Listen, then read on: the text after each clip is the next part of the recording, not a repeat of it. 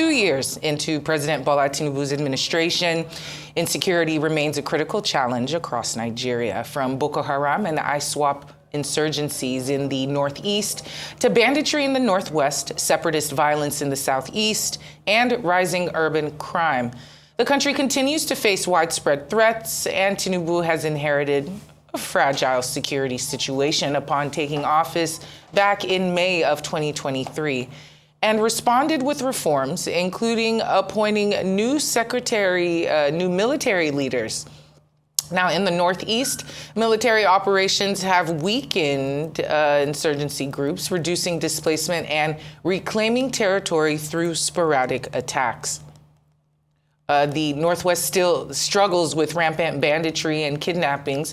The Southeast has seen fewer attacks due to a heavy security presence, but concerns remain over human rights abuses and the lack of dialogue.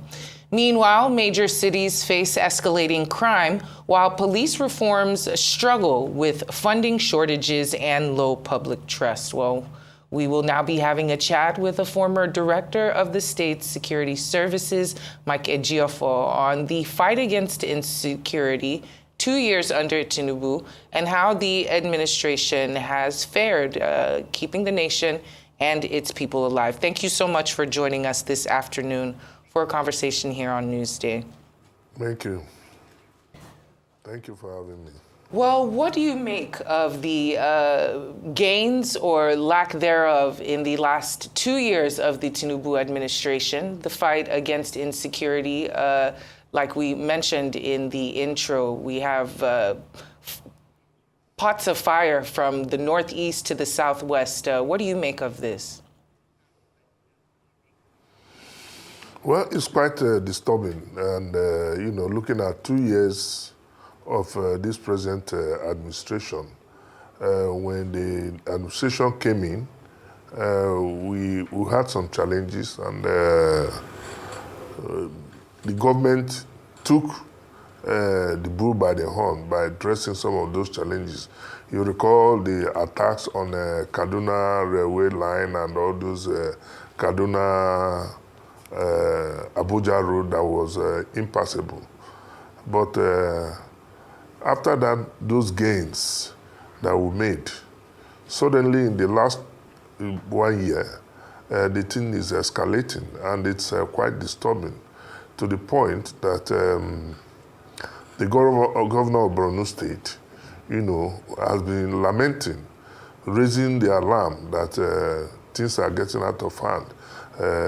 Bandits are occupying some areas, taking over some areas, series of attacks in Benue, Plateau, and recently Taraba. And you look at that angle of Taraba, Nasarawa, Benue, Plateau, Yobe, and Borno State. The thing is escalating, and it's quite disturbing, to the point that they now go to attack military formations. This is quite disturbing, I must tell you. So what would you say is responsible for the escalation in attacks, and what are the challenges faced by security agencies in combating insecurity? And of course, how can they, address or tackle these challenges? Well, so many reasons. First of all, I think our porous border is giving rise to this escalation. You recall that we have a multinational joint task force that has been taking care of those areas. And with the pulling out of the ECOWAS by Niger, Burkina Faso, Mali, there are challenges. The multinational joint task force is not as effective as it should be. But I can tell you that if the multinational joint task force were to be as effective as it was, the bulk of the financing, the funding of that joint task force lies solely on Nigeria. And our economy is not at the best of it all now. So all those reasons is giving rise for the escalation. And besides, the insurgents, when elections are coming, politicians are not also helping matters. Midway in the terms of administration, instead of talking of governance, they are talking of election. And you know that these people, for whatever reason, don't want to listen to anything about democracy or good governance. So politicians are also provoking them into taking such actions. And I want to advise that our politicians should slow down on this very active participation in politics while we are midterm. So many reasons. We will talk of funding. The oil, our budget was, the benchmark was on $75. And now we are selling less than, we are not even meeting the target. So there's no money, we are borrowing. There's no money to pursue this agenda. Again, you look at the budget performance. Budget performance is less than 40%. So even if you budget 2 trillion, 5 trillion for defense and security, at the end of the day, it's not up to up to 40% that is released. That gives problem to the welfare of the security agencies in terms of training, in terms of acquisition of technological. So, sir, there are many challenges. But you see, people are worried because security remains the bedrock on which any meaningful development takes place.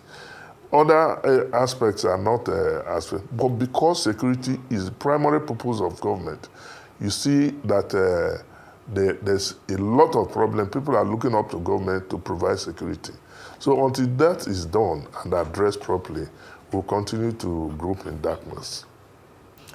And President Tinubu emphasized synergy and collaboration amongst these agencies, security agencies, between the SSS, the military, police, other intelligence agencies. From your perspective, especially with your SSS background, how has the interagency cooperation between these agencies fared under the Tinubu administration for the last 2 years? Has it gotten better, or are they still lacking? I don't think we've had it as good as this. Interagency, synergy, and cooperation.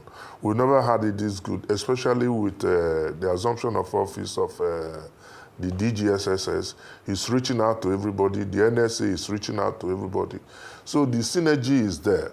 But you cannot be synergizing without necessary facilities and tools. So, but for synergy, they are working in. Everybody is happy with the synergy existing between the agencies. I can tell you that an authority.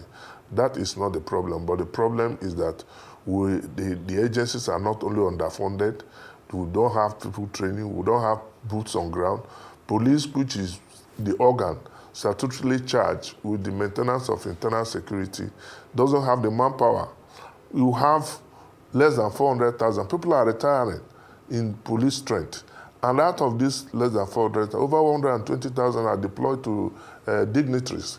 And that is why they cannot even think of ordinary citizens because they are protected. So I want to call on the IG to withdraw, especially for people who have no means of livelihood, withdraw their details and deploy them to the field so that people will feel that, have that sense of belonging, that sense of security. It's very key. We are the staff is not there. We need more boots on ground. We need to acquire more technology, and so on and so forth.